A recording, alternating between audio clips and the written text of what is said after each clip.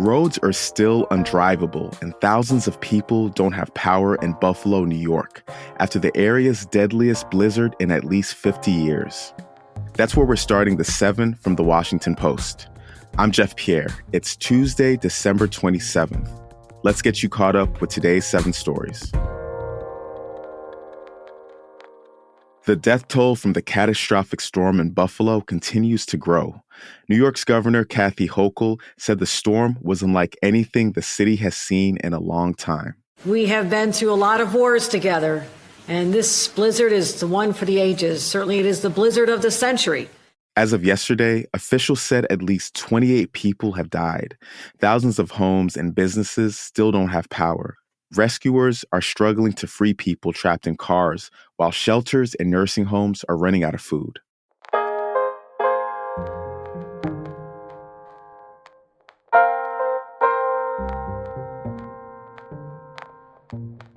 Number 2, the holiday travel chaos isn't over yet. More than 5,500 flights were canceled as of last night, and more than 17,000 flights were delayed. Airlines are still trying to reset after the storms from over the weekend. Things were especially bad with Southwest Airlines. Nearly 70% of its flights were canceled yesterday, and the airline said that travelers can expect more changes as we get closer to New Year's weekend. Ukraine said it wants to start talks to end the war early next year. That's our 3rd story. Ukraine is hoping to have a UN-backed peace summit by the end of February, but peace is still a long way off. An official said yesterday that Ukraine won't negotiate with Russia until it faces justice for alleged war crimes. And Russia has said that Ukraine must agree to give up some of its territory as a part of any deal, something that Ukraine has made clear that it won't accept.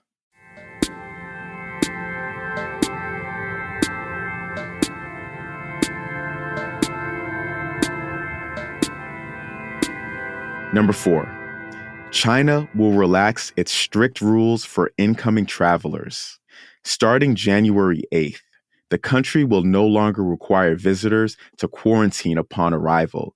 They're also ending limits to the number of flights allowed into Chinese airports. It's the most significant move yet to reopen the border. Since the start of the coronavirus pandemic almost 3 years ago, China has pretty much been closed.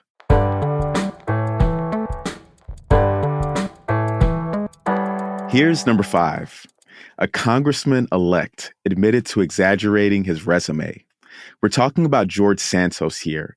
He's a Republican from Long Island who won a pivotal U.S. House race last month.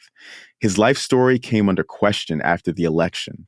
He acknowledged some of the controversies yesterday, admitting that he didn't graduate from college or work for big Wall Street firms, as he claimed. But he only answered a few questions about his claims of wealth. Congressional candidates must file financial reports to House record keepers, and if they knowingly file a false form, it could violate a number of laws.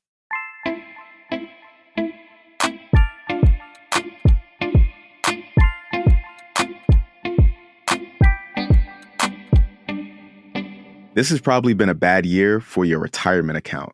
That's story number 6 today. The stock market has had one of its worst years in over a decade. That's because the Federal Reserve began hiking interest rates to fight rising prices. Experts say that stocks won't rebound until the Fed stops raising interest rates. And at least 2 more increases are expected in 2023. So it could be a while.